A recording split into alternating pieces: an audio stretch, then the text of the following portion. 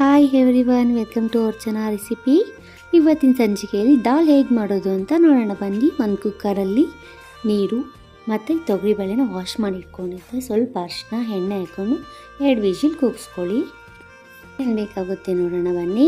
ಈರುಳ್ಳಿ, ಕೊತ್ತಂಬರಿ ಸೊಪ್ಪು, ಹಸಿಮೆಣಸಿನಕಾಯಿ, ಕರಿಬೇವು, ಟೊಮೆಟೊ, ಕಸ್ತೂರಿ ಮೆಂತೆ, ಜೀರಿಗೆ, ಶುಂಠಿ ಬೆಳ್ಳುಳ್ಳಿ ಪೇಸ್ಟ್, ಗರಂ ಮಸಾಲ ಇಷ್ಟನ್ನು ರೆಡಿ ಮಾಡಿ ಇಟ್ಕೊಂಡಿದ್ದೀನಿ. ಈಗ ಬನ್ನಿ ಹೇಗೆ ಮಾಡೋದು. ಒಂದು ಬಾಣಲೆಗೆ ಎಣ್ಣೆ ಹಾಕ್ಕೊಂಡು ಜೀರಿಗೆ ಹಾಕ್ಕೊಳ್ತಿದ್ದೀನಿ. ಚೆನ್ನಾಗಿ ಫ್ರೈ ಮಾಡ್ಕೊಳ್ಳಿ. ಮತ್ತು ಈರುಳ್ಳಿ, ಹಸಿಮೆಣಸಿನ್ಕಾಯಿ ಕೂಡ ಹಾಕ್ಕೊಂಡು ಚೆನ್ನಾಗಿ ಫ್ರೈ ಆಗಬೇಕು.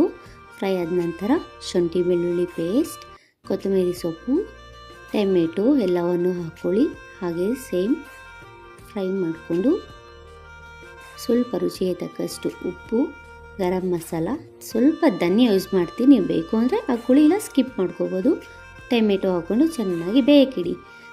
ಅದ ನಂತರ ಕಸ್ತೂರಿ ಮೆಂತೆ, ಟೇಸ್ಟಿಗೋಸ್ಕರ ಕಸ್ತೂರಿ ಮೆಂತೆ ಯೂಸ್ ಮಾಡ್ತಿದ್ದೀನಿ. ಫ್ರೈ ಮಾಡ್ಕೊಳ್ಳಿ ಚೆನ್ನಾಗಿ. ಫ್ರೈ ಆದ ನಂತರ ಆಗಲೇ ತೊಗರಿಬೇಳೆ ಬೇಯಿಸ್ಕೊಂಡಿದ್ವಲ್ಲ ಅದ್ರ ಜೊತೆಯಲ್ಲಿ ಮಸಾಲೆನ ಹಾಕಿ ಚೆನ್ನಾಗಿ ಕಾಯಿಸ್ಕೋಬೇಕು.